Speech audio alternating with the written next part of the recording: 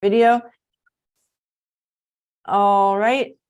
And here we are. So it's my pleasure and it's an absolute honor to have Julia Kirst, author, with us today as our guest.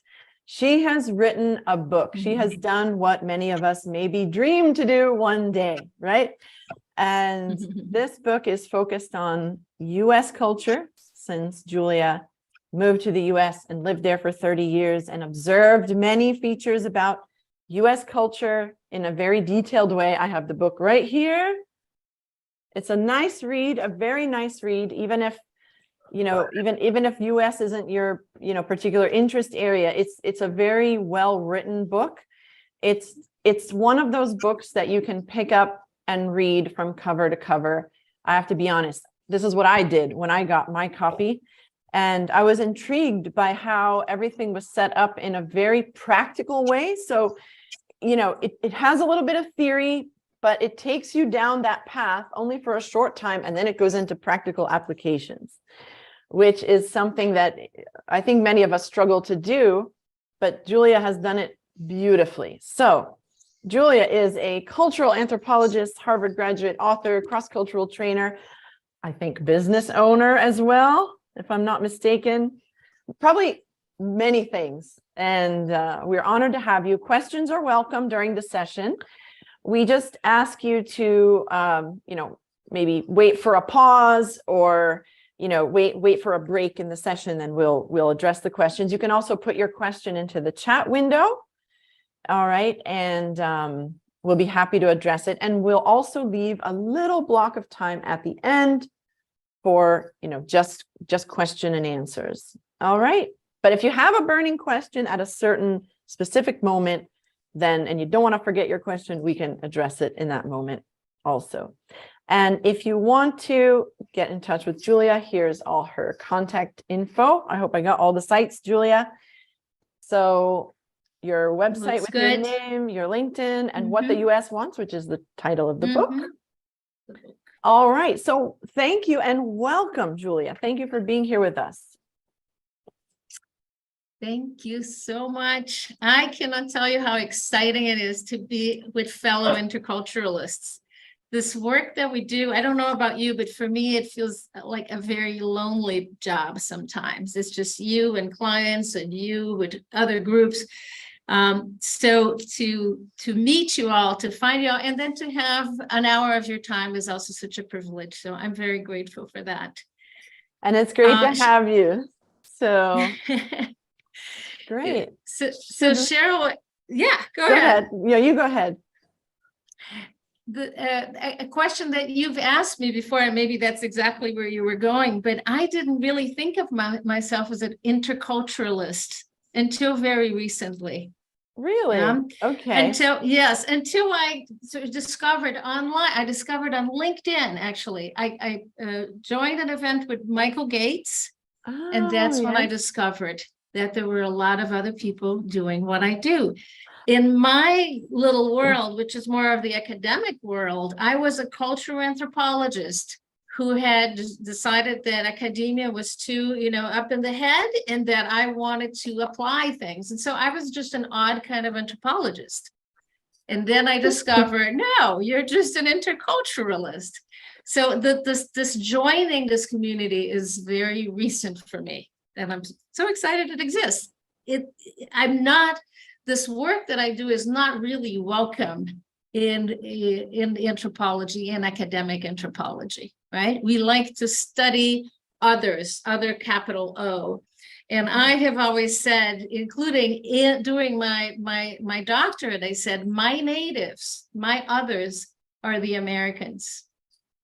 I'm going to study what they think, what they say, what they believe, what they value. And then my job is to explain that to people from other countries who are coming to the US and need to respond. And that's how I have adapted from the academic setting to becoming an interculturalist. This is fascinating. And I think it sheds light on the journey for many of us, in the sense that it's such a niche field that we don't often know that there are others out there doing it. I mean, I also didn't really know that until recently myself. And so I'm glad that you fell into this, in this community, and also that you met Michael Gates, and that opened up a kind of gateway. Good. All right. So why don't you start by telling us about yourself and how you got into this field in the first place? So Cheryl sent me some questions right ahead of time, and I discovered I was fascinated by the questions and understood a little bit more as I was thinking about my answers, that I came into this field. I think I didn't know I was going to do this professionally, but the questions of culture and belonging and what is normal, natural for one group and is not for another, those questions I think were there for me very early on. I'll try to make this a brief story, but I was actually born in Germany, but raised in Brazil. We're from Brazil, but my dad was doing a PhD in Germany. I was born there. My mom had the German passport as well. This was 1967. So when I was born, for Germans, I was Brazilian because my father's passport was from Brazil. For Brazilians, I was German because I had been born on German soil. So technically, I had no citizenship until I was 18. And I think that's, today when I look back, I think that's where this where am I from question, I think it begins there at birth. I ended up growing up in Brazil, had 2 kids in Brazil, and then spent my adult life raising them in the US. I was married to somebody from the US, and that's how half my life and my second half of life, let's say, has been in the US, and my first half of life in Brazil. And I think it's natural, as it probably is to so many of you in this call, that we are continually encountering situations where we discover that what's normal in one place is not in the other. Right. And so we true. We grow in awareness. I always say that the work that I do, it's not that other people couldn't figure this out for themselves, but it would take them years in a new country, and it would take them a special sensibility to culture. And I think in this call, most of us, for some reason or another, have that kind of sensibility, and we can pass that on to other people. Totally. So yeah, I think it's these experiences that lead us to want to help others to understand the layers and the nuances of culture and adjust in the way that, we had to, and maybe help them to do it better or have less trauma in that whole experience. Now, you mentioned a little earlier about trying to translate your academic experience into practical applications. And we also spoke yesterday about how that wasn't so welcome at Harvard. So why don't you tell us now a little bit about your academic journey? Yeah. So actually, my bachelor's is in theater. That's how I started. And then was teaching theater in high school, started thinking more about education. And my master's is actually from the Harvard Graduate School of Education, where I studied psychology and human development. And it was working with so-called youth at risk that I became interested in this concept of at risk. Who decides? Who creates the label and defines who is inside the box of being at risk, right? And that's when I started thinking more about culture, because the people who were defining these labels had a set of beliefs, of upbringing, of values that was different than the values of the kids we were applying these to. And that's how I became officially interested in culture. I think to some degree I was always interested since childhood, but it was in the moment when I was working at the juvenile drug court that I noticed that all the service providers were white, middle class women like me with, we need to help you become part of a productive society. We need to get you into university. We need to get you jobs. We need to make sure you don't get pregnant. It's like, who established these values, and how might they be different for these people that we're trying to help? So I started thinking about culture, and that's how I went on for a PhD in anthropology. And that was at Brandeis University, which is also in the Boston area. I was telling Cheryl that I did go to the Harvard Anthropology Department when I started feeling an interest in researching more about this. And I was told what you do is too applied. And now I completely makes sense. If what we do is very applied. A book like this, I will not get an academic position with a book like this, but I will get many more readers who will be able to use it. I was not interested in writing an article that would be read by 10 people and then I could put it on my CV and get tenure. That was not my goal. I really believe that the way this thinking about culture is something that should be taught in kindergarten. It should certainly be taught in high school. Yeah, we need these skills to interact in a global world, and we're not doing enough. So we have a much bigger role in the world, I think, than most people realize, or we need more space to do this work. Right. Great. So I'm so impressed, like I said, of the practicality of this book and how it's very clearly defined and it's connected to values. All the different behaviors are backed up by research. So it is research-based, but yes, at the same time, it does a lot to help people who dream to go to the US to understand the American mentality and how that translates into behavior, how they should behave. So why don't you tell us about how you got the idea for the book? How did you get the idea for this particular topic?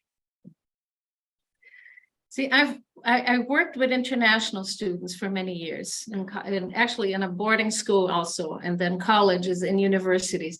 And there were common themes, common questions about the culture, right? And I like to use this one example of a Chinese student coming to campus, meeting his roommate, and then the class was called American Ways, which I always had difficulty with. But he comes to office hours and says, my roommate is clearly male.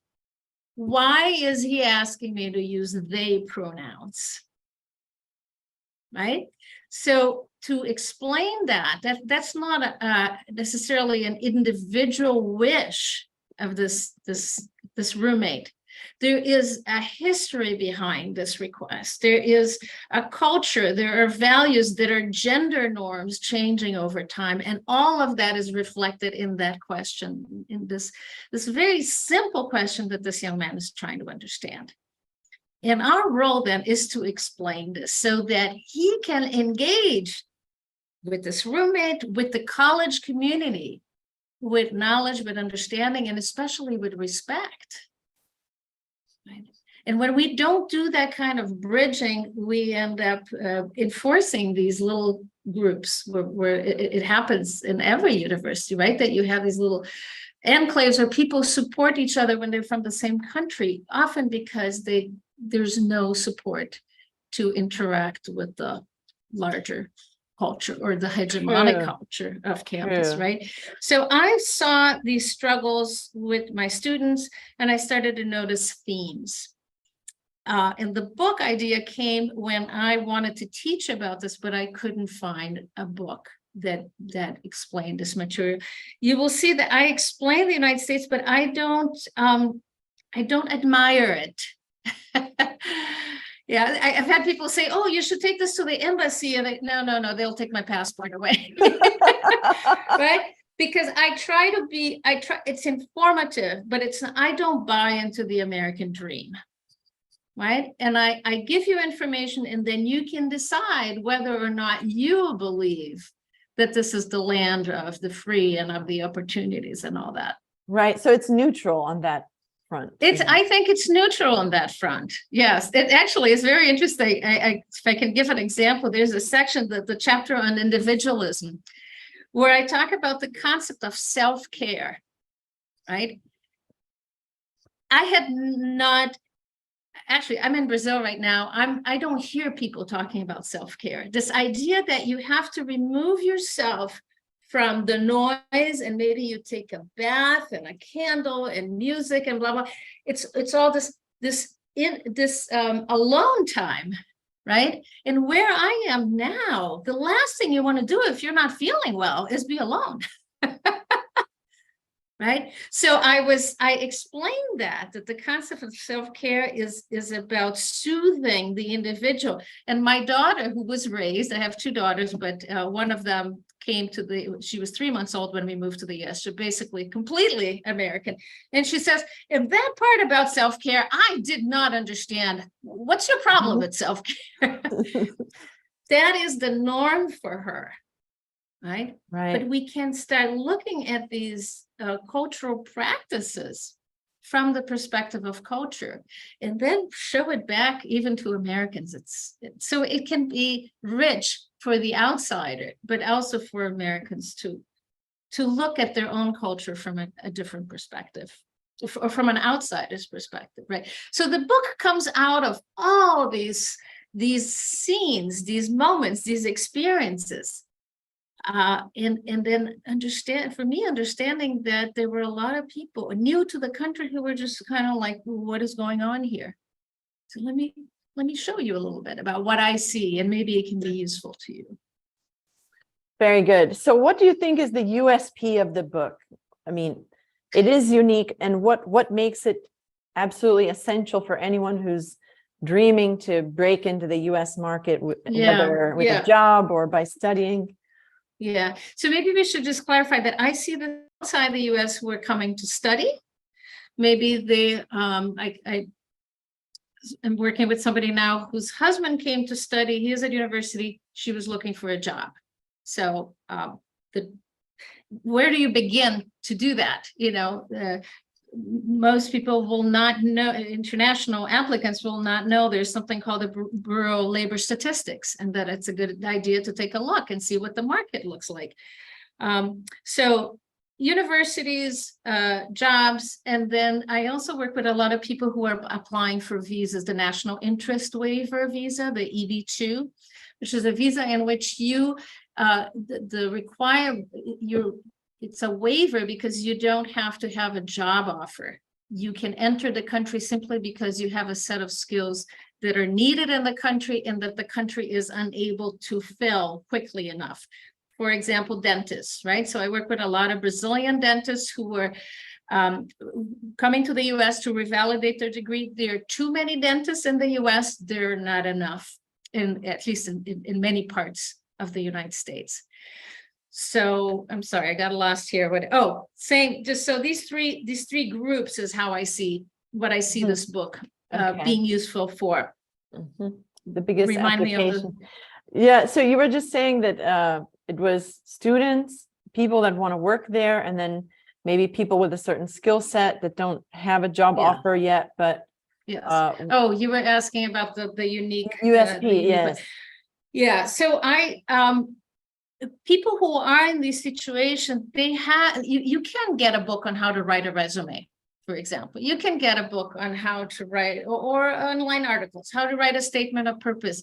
True. But what I don't see is material that explains why things should be a certain way. What's the cultural foundation of that? Why should a resume in the United States be 1 or 2 pages long, but 2 at most, and not the 16 pages that are common for somebody with 20 years of experience in Brazil, right? What people do often is just they simply translate the document because they think language is all that matters, right? Well, that American officials say picks up those 16 pages, forget it. Right. And you've just lost your chances because you didn't understand how Americans think about time, how much Americans will actually give you. I always say, if you may sit down with somebody and have a wonderful conversation, at the end, you're going to thank them mostly for their time. Right. More than for their insight. Why? Because that is so central to the culture, making sure we don't waste it, we don't lose it. Right. So there's a whole chapter in the book that is about the concept of time. And if you don't know what that means, it's going to be hard for you to respond properly when you're trying to get somebody to understand you. That is so true. I mean, how, the way we behave is linked, it is rooted in some fundamental values and time factors. For example, you're absolutely right. If you waste an American's time, it's almost like sacrilege. They're going to be angry at you, and and they need to know why. It's not enough. It's true that people don't learn enough. It's superficial to just tell them that this is how you have to behave. But if you tell them why and where it comes from and the whole historical background that evolved that value into what it is now, people will connect with it much better, and they will believe it. You also mentioned another thing about language, and you had a story about how it's important not to just translate. That also happens all the time. So I've been doing this work for about 4 years now, 20 full time. Before that, doing it in institutions, but on my own for about 4 years.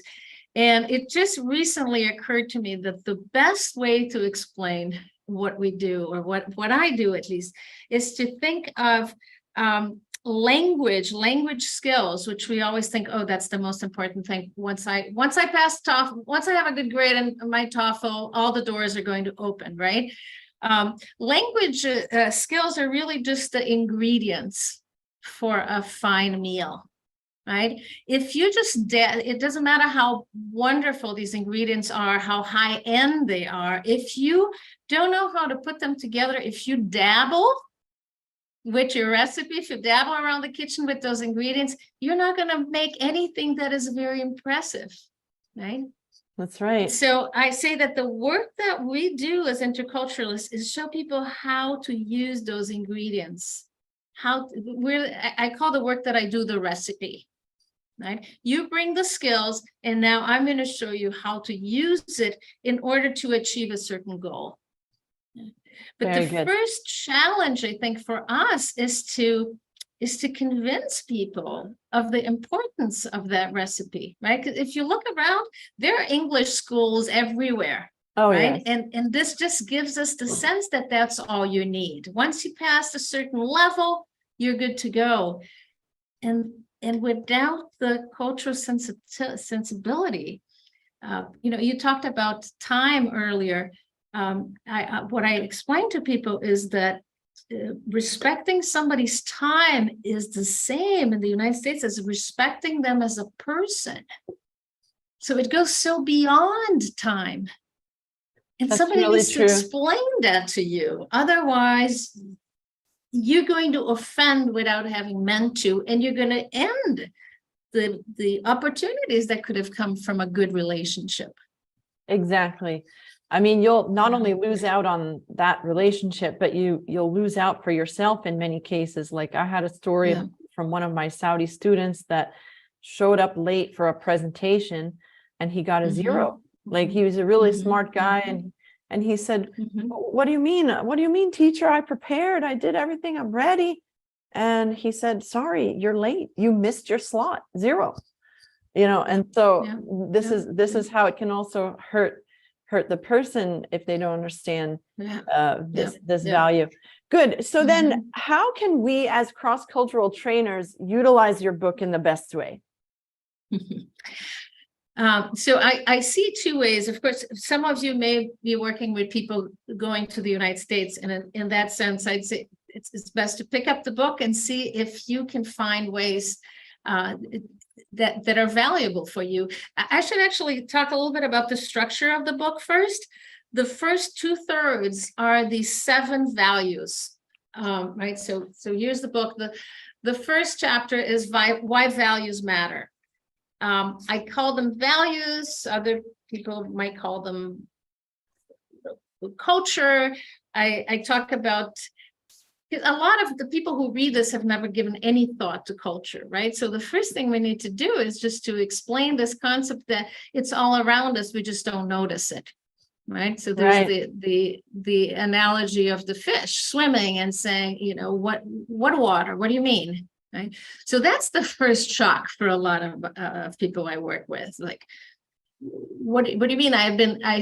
These are not necessarily, my actions are not necessarily my free will. There's influence from my culture here. That can come as a surprise, first of all, right? So the first chapter is called Why Values Matter, so we can talk about this. And then the values are, then there's 7 other values: success, progress, time, productivity, evidence, individualism, and personal branding. So these are the first, this is the first 2/3 of the book. And then the second part is about application materials. We talk about the importance of knowing your audience, what that means for your resume, cover letters, recommendation letters, and interviews, and finally the elevator pitch. So back to what you were asking about, how is this book different? I think you might find a whole book that tells you about resumes, cover letters, but it doesn't tell you, for example, that in your resume, you need to shape the information so that it shows you as somebody who has progressed. Yes, over this their is really career. true. Yes. Right? So this is where the first part of the book and the second talk to each other. Okay. Right?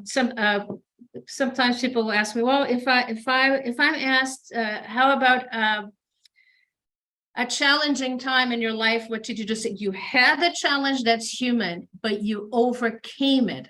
Americans like stories of overcoming obstacles. That's and right. Never losing sight of your goal. That's right. So I had it. So when I do a lot of listening to people, and then story. So there's this young man who started dental school and then suffered an accident, a terrible accident. His memory was affected, and the doctor said, you're going to have to quit dental school. Right? You won't be able to handle that. So he goes into tourism. And after 2 years studying tourism, he says, no, I'm going back to dentistry. That is my calling. So that creates a wonderful story of persistence, of somebody who has a goal, is not afraid of overcoming obstacles to get to that goal. Those kinds of stories are really cherished by American culture. That's true. Right?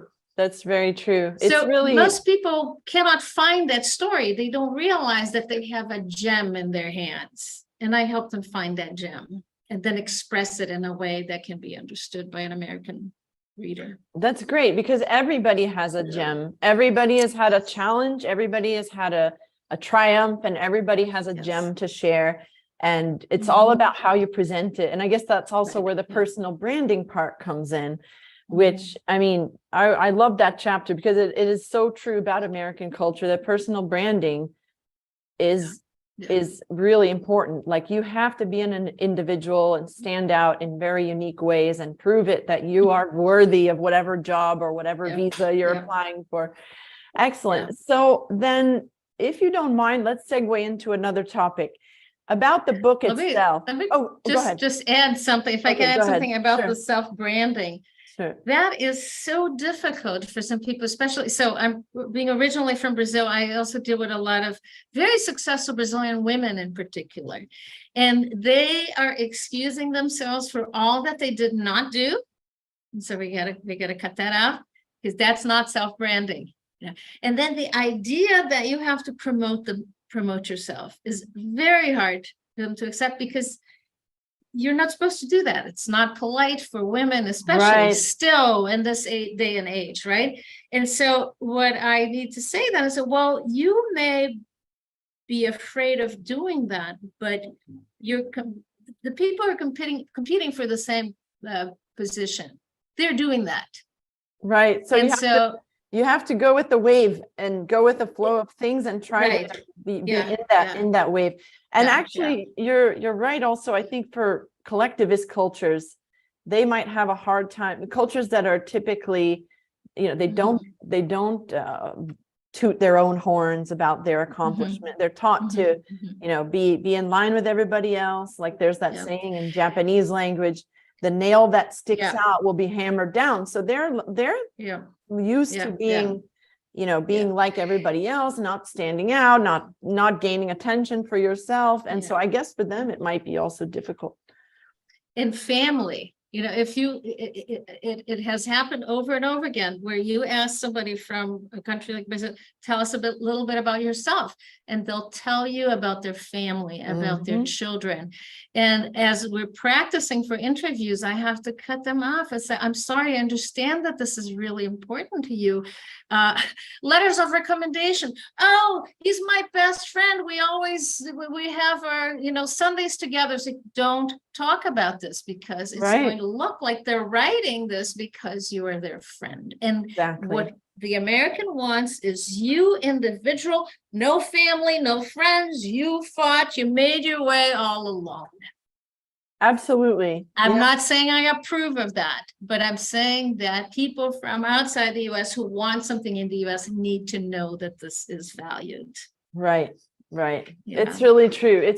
Everything. I mean, like I said, you identified these values, connected them to the history and how they evolved, and then how people can apply them in their applications, in their interviews, in their cover letters, in how they relate to people. So good. Now, about the book itself, since maybe some of us here are dreaming one day to write a cross-cultural book. Would you like to tell us about how you actually wrote it? What was your process like? Did you have, a certain time of the day, and how often, and how did you organize it seems like an insurmountable task, like writing hundreds and hundreds of pages of material. I mean, how did you tie it all together and get the book done? The writing is actually not the hardest part, right? It's about the discipline. For me, that wasn't the hard. For me, it was the logistics of figuring out, how do you get this on paper? How do you get this to libraries? But in terms of the writing process, the most important part was the consistency for me. I think a lot of people might begin and then it just fizzles out after a few weeks, a few months, and to stick to it. For me, it was an outlet for my creativity. Especially during winter, there were two things happening, and this was October 2020. I am a rower, and so in October, rowing season ends, and you basically are on the erg, which I don't enjoy, until May, when the lakes are defrosted again. So I had a new space in my life when rowing season ended, and it was also the pandemic, which meant I had more alone time than before. And so at the beginning, it just really felt like I was just this was my way of getting up in the morning and having something I enjoyed to do. So I wrote an hour a day for about a year, weekdays. This is not a new idea. There's a book called Atomic Habits, right? That whatever you do little by little, you can get really far. I think I had the discipline, but I also had the benefit of having written a dissertation before that. Okay. Right? So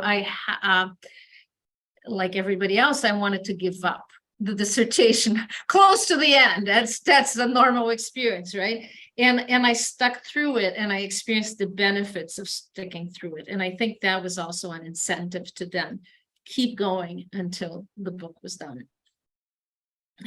So Atomic Habits. That's a fantastic story, and it seems not so difficult when you say, oh, it's just an hour a day. I mean, I think we can all find an hour a day to do something we love and we really feel passionate about and committed to.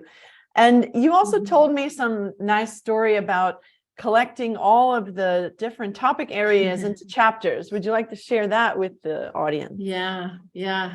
I'm a very tactile person. In fact, and now I'm in an Airbnb, and I really miss my big board. Right. So I had a sticky wall, and then I had the Post-it notes.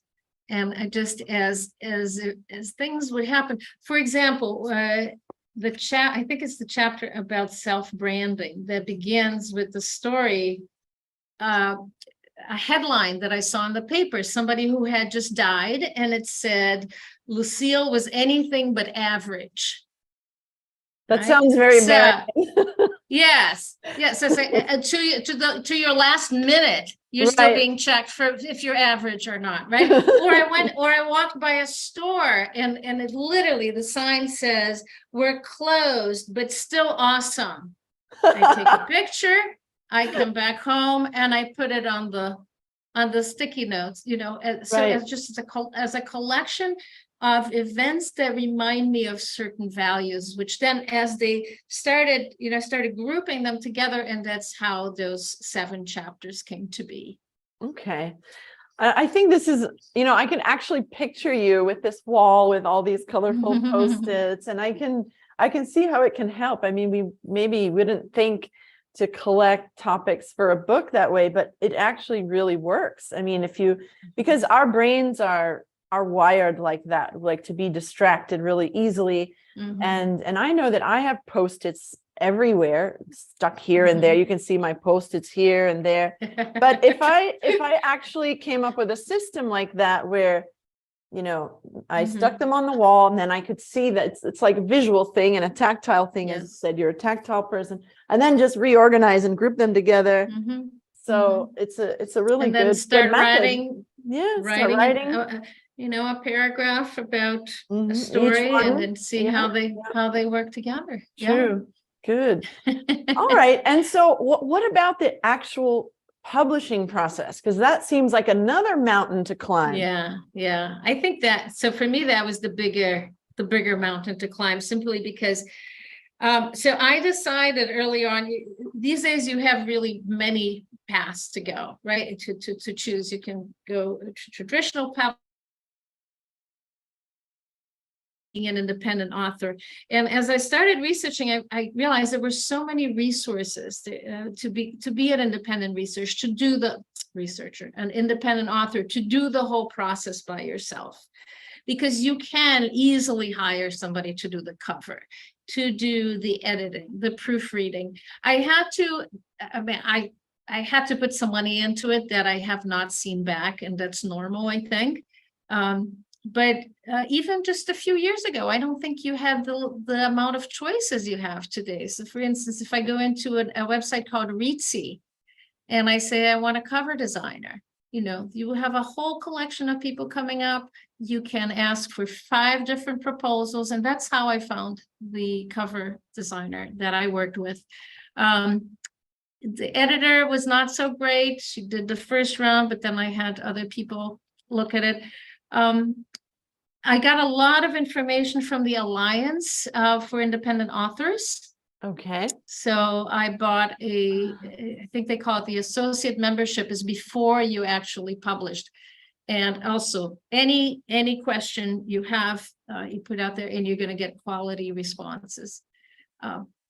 It's a new world out there. So and it's so beneficial, not just because you keep more of the profits, right. But for me, it was important to have independence over the process, over the title of the book, I did not want a Statue of Liberty in the cover of the book. I knew that, and I also knew that it was a niche market. It was going to be easier for me to find the people who needed to read this book than it would be for any publisher. That's really true. So for me, it made sense. Not for everybody, but it's very possible these days. There's a woman called Joanna Penn. Her website is thecreativepenn.org, I think. Also, tons of resources. Also a resource for finding cover designers. So it's really a much easier way to do things today, I think, than it was just 5 years ago. Okay. So self-publishing is also somehow very American, isn't it? I discovered this when I got here. Yeah, I got to Brazil right when the annual book fair was happening, and I went to the booth of independent authors, and they said, "This sucks. We're not very respected here," and it's not true anymore. And it's not true in the States. Yes. So I don't know how this is in different countries. There's also things like print on demand nowadays. you know, where Yes. you can Yes. have a book script and you can have all the designs and everything in place. And then when people Yeah. order, they print them and send them off. It's Yeah. incredible the amount of options that are there. So Yes, so you yeah, don't have to have I mean, you can go to a printer and get a box of 50, 100, 500, but you don't have to anymore. You don't have to right, have that collection, those boxes in your garage. right, And then right, you send, and they'll, they'll send it to whoever orders it. Yeah. right. So Excellent. that waiting for somebody to like your book is no longer an excuse to not have a book published. You can definitely do this on your own. It's good to have that. I mean, I think we all feel inspired by this positivity and, this Mhm. encouragement for any of us out there who are thinking about writing a book. And you've done it. So you're proof of that. All right. So then I think we're just coming up to about 13 minutes left. We can open up the floor to questions now. So anyone, if you have a question, Bye, feel free to. Daniela. Bye, Daniela. Feel free to unmute yourself and, just go ahead and tell us your question. I'll check the comments. Okay, she was talking about dynamic, okay, atomic habits. Good. So I'm sure we have questions. Don't be shy. Come on. Feel free. This is your chance to talk to a real author who's in our field, right? Who's written a book about maybe something that's also close to our hearts, even if we're working with other different cultures, and she's in the American culture, but maybe we have an idea of writing a book like this one day, or maybe we're thinking that we'd like to write a book, but we don't know what to write about yet. So does anyone want to ask maybe about guidance in terms of figuring out which direction you want to go with your book, for example? Is there anyone out there who has a sort of inkling of an idea, but not sure where to take it? Maybe Julia could give us some guidance on that. Come on, I see some wheels turning, some thoughts going over there. So, or just the question could also just be, what made you interested in this conversation at all? yes, why did you sign up maybe for this? Yeah, that's a good way yeah. And I can give a piece of advice if anybody, maybe not here, but maybe somebody listens to this later. I think writing a regular newsletter to your clientele is a great exercise in creating that routine. Maybe it's not every day, maybe, but just once a week. And you start collecting content that you often didn't even know you had in your mind. This is really true. This is really true about collecting content. If you kind of gently push yourself to write the content, then you realize how much you actually have in your head, how much that you have to say, but without some extra little push. I mean, I know I've experienced this, not with newsletters, because I'm very undisciplined about sending newsletters. I want to send newsletters, but I just don't. I send them every few months. But with writing posts for LinkedIn, because I push myself and I say, I want to post on LinkedIn. Well, then what happens is it pushes you to like research different things and actually sit and write. And although it's little pieces, each post could be expanded into an article, and each article could be expanded into a chapter. Right. So I think this is really good advice, that you start small and you start from somewhere.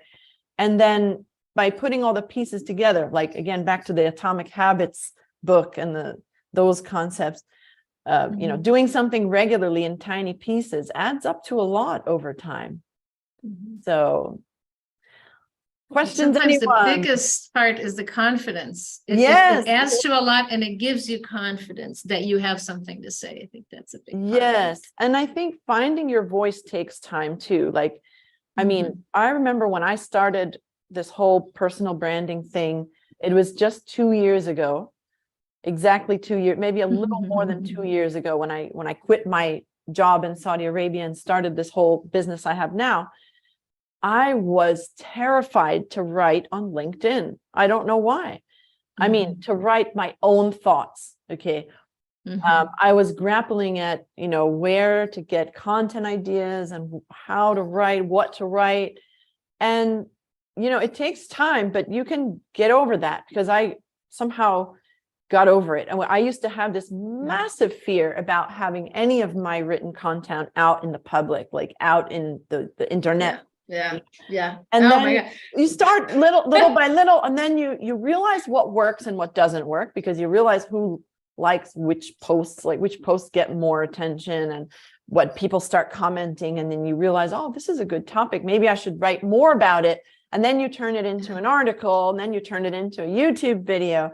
But it's true, you really have to start from somewhere and just push yourself and say, yes, I can do it. I have a voice, I have opinions, and everybody has an opinion. Like we were saying earlier, everybody has a gem. Everybody has an opinion that can be expressed, that others will gravitate towards.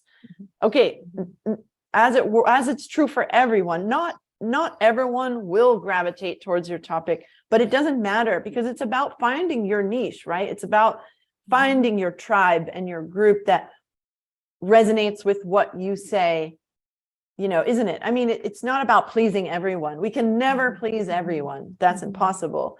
So and sometimes people will make nasty comments on your posts, but this is just part of it. And it, this is how we learn, and this is how we realize which direction we should go in, and all of that. So anyway, I'm waiting for someone to raise their hand and ask a question. Kiara! Oh, I got two hands at once. Okay. Well, first of all, thanks a lot for this contribution. Out of curiosity, so first of all, I'd like to know from a practical point of view, how you have been promoting your book. Which channels you've been using, if you're still using them, I don't know. And then if you've noticed, if this book has had, I'm sure it has, but if you have any specific story that you may want to share about, the impact that it has had on anyone who's ready to, you were talking about, translating your academic expertise into culturalism, is applied in the real world. And so great questions, Kiara. Great question. Yeah. Thank you. Let me just add, it froze just a little bit. Was the first question about social media channels? Not necessarily. Oh, how I was promoting the book? Promoted it, or yes, which channels? Oh, okay. Yeah. It's a lot. So I'm still learning how to do that, right? So for example, I was so excited about this because I had somebody buy the book in Ethiopia and somebody buy the book for the San Jose Library, San Jose, California Public Library. And they got it through something to a distributor called Smashwords. And Smashwords will have it available. But that doesn't mean that I don't have to go after it and have, people actually know it's there. So I am setting up talks with groups. It's a very lengthy process. It's really, like I said, most people don't understand that they need this. They know that they need English classes, but they don't know that they need the cultural piece, right? So a lot of it is just educating people. So one way I'm doing this, I just finished editing a video with somebody who I actually didn't know that she had read the book until she wrote a review on Amazon. And I recognized the name as that. Did you? So she's a Brazilian. She had lived in the US before, went to college in the US, but was applying for jobs and was just looking up questions online and deciding what to answer. And she said she was doing okay, but she wasn't really getting the opportunities that she wanted. And I had worked with her on her resume, and I said, you have to read the book. You have to get more informed about culture and what the expectations are. And she said, she read the book. She said, in one sitting, and then went to another interview and got a higher position than the one she was applying to. Because she said, I knew exactly how to tell my story. So when those things happen, it's like, wow. So Great story. the way I'm using that now. So we had an interview, I just edited, and then that's going to be on my website, maybe on YouTube. But it's very slow work. Yeah, to show the impact. Yeah. Well, one good thing is that you can put a self-published book on Amazon, right? It doesn't have to Oh be. yeah, absolutely. Right. Absolutely. Yeah. And so Yeah. that's one good place to market it. I mean, Oh, they have their own marketing, they have their own algorithms, and if people search, I mean, I suppose Yeah. that's a whole And so other you ball just- game.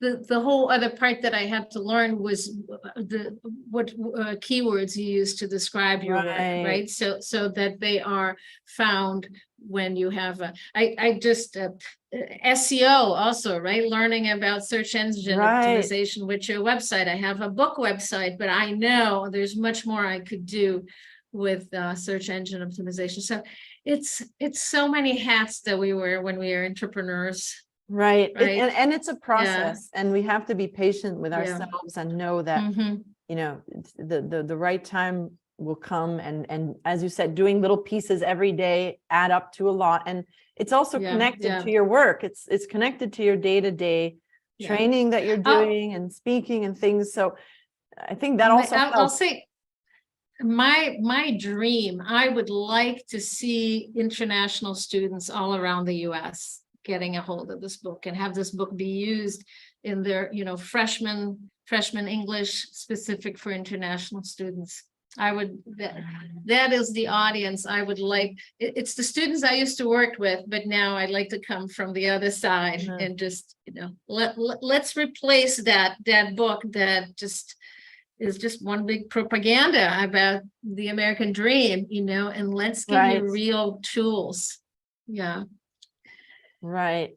So I'm not there yet, but I'm hoping. Best of luck. You're on the right track. You're doing great. And it's only come out. When did it come out? Not even a year ago, right? Late May. Late May, Yeah. Right. Yeah. So did we get all the questions, Kiara? I think, did we get them? Yes? All right. Yeah. Yes, thank you very much. And, all right. Thank you. And Harriet had a question? Yeah, I have two actually, if that's okay. I was just curious to know. Well, thank you also for your time. No, but thank you for your insightful interview or webinars. It was very interesting. I wanted to ask you, do you have a favorite chapter or section that you really enjoyed writing about? And secondly, based on the feedback that you have received from people who have read it, the reviews, what section then resonated, do you think, the most with the readers? Good questions. Yeah. Whew, the one that I am, of course, the why values matter, because I am an anthropology educator at heart. I had to really work hard to stay away from the jargon. I explain what ethnocentrism means. I explain what a gatekeeper is, deep culture. And so I really had to hold back a little bit here, because I'll just read you one line here that I just said. The underlying sentiment about deep culture is that these dispositions, values, attitudes, and beliefs are the norm. They are attitudes that anybody in their right mind would and should have. So that's a little bit heady. And so that's definitely my favorite chapter. I think what people have most resonated with is chapter 9, which is called Your Audience. Okay, this is really new for a lot of people, that if you're preparing anything, you need to know your audience really well. Yeah, I have people come and say, oh, Julie, I think I'm going to be called for an interview. Can you prepare me? I say, let's wait until you know what program it is, because this is like going on a date. And you want to know everything. Yeah, well, not blind. So it would be blind if you were just preparing randomly, right? But I Right. say you need to know what the program is, and then dig deep. Stalk them on social media and find out what this program values. And then you're going to Absolutely. show how you are the perfect match for what they need. That Right? is so true. That is new for a lot of people, right? For a lot Right. of people, it's just like, look at all that I have done. And I say, let's move from me to we. And because most people don't do this, when you do the we, you stand out. Yeah, you stand out and you have better chances of getting the opportunity. That is really Yeah. true. Good point. Yeah. Good lesson for us. Yeah, yeah. All So, right. great. Anyone Thank else? you for Thank the you, great Harriet. Those were questions. great questions. Anyone Yeah. else? Pleasure. All right. What a Going delight once, to going meet you all. twice. Well, I think that's all then. And Can oh, I Yeah, invite? amazing. Can I? Amazing talk. Thank you and discussion. Thank you. If I can invite everybody to just, if you're not connected on LinkedIn yet, to please do so. I'm also on Instagram at juliakirst.international. And then I would love, if you're interested in the newsletter, and I saw that Chiara just signed up, right, for the weekly newsletter.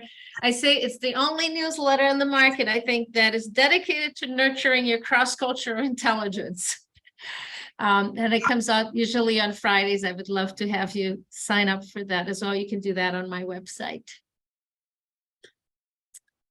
all Thank right. you, Cheryl. Thank you as well. And I think that brings us to the end. And I'd like to thank everyone for attending. And of course, a huge thanks to Julia for your time and your expertise and all of your inspiring comments and useful tips for us, maybe potentially aspiring authors in the future. So, And I'm available if anybody wants to know more about the practicalities of it. Just send me a note. It's contact@Julia.Kirst. Thank you okay. so much for this opportunity. I really enjoyed speaking with you. Thank you as well, and hope to see you soon at a future event.